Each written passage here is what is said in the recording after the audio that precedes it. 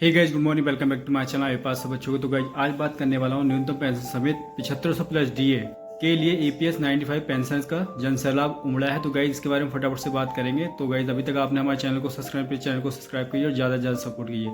तो गाइज आइए फटाफट से बात कर लेते हैं। तो गाइज आइए फटाफट से बात करेंगे न्यूनतम पेंशन समेत 7500 प्लस डीए के लिए ईपीएस 95 पेंशन का उमड़ा जन सैलाब। कलबुर्गी में ईपीएस पेंशन धारकों का सम्मेलन हुआ, जिसमें पेंशन बढ़ाने की मांग पर जोर दिया गया। 31 अगस्त तक का समाधान न मिलने पर आंदोलन तेज होगा और आगामी चुनावों में बीजेपी का बहिष्कार करने की चेतावनी दी गई। 18 अगस्त 2024 को कलबुर्गी में ईपीएस पेंशन धारकों का एक बड़ा सम्मेलन आयोजित किया गया, जिसमें हजारों की संख्या में पेंशन धारक जुटे। इस कार्यक्रम में प्रमुख वक्ताओं में बीरेन्द्र सिंह राव, अशोक राव, शोभा आर्स, सरिता, रमाकांत, एनआर खेड़े और पार्वती राव जैसे प्रमुख नेतागण शामिल थे।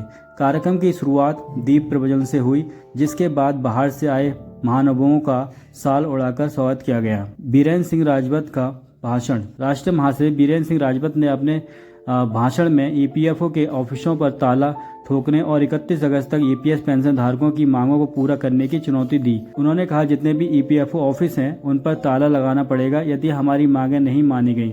उन्होंने साफ तौर पर कहा कि 31 अगस्त तक का अगर समाधान नहीं निकाला तो आंदोलन की दिशा और तेज हो जाएगी। सेंट्रल वर्किंग कमेटी ने भी इस आंदोलन में ये निर्णय लिया कि अगर 31 अगस्त तक ईपीएस पेंशन धारकों की मांगें नहीं मानी गई तो बीजेपी सरकार का बहिष्कार किया जाएगा। उन्होंने बीजेपी पर निशाना साधते हुए कहा कि 2013 से लेकर अब तक सिर्फ आश्वासन दिए गए, लेकिन पेंशन धारकों की समस्याओं का समाधान नहीं किया गया।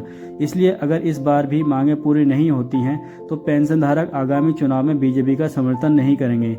मिनिमम पेंशन पर चर्चा। कमांडर अशोक रावत ने मिनिमम पेंशन की समस्या पर चर्चा की और मंत्री और ईपीएफओ से हुई मुलाकात की जानकारी दी।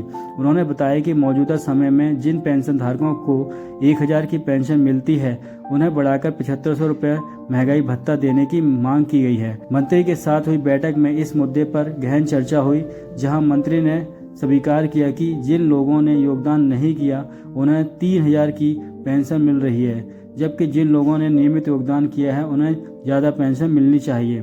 जंतर मंतर पर अनशन की तैयारी। 31 तारीख को जंतर मंतर पर एक बड़े अनशन आंदोलन की भी योजना बनाई गई है, जहां पेंशन धारक अपनी मांगों के साथ समर्थन में जुटेंगे।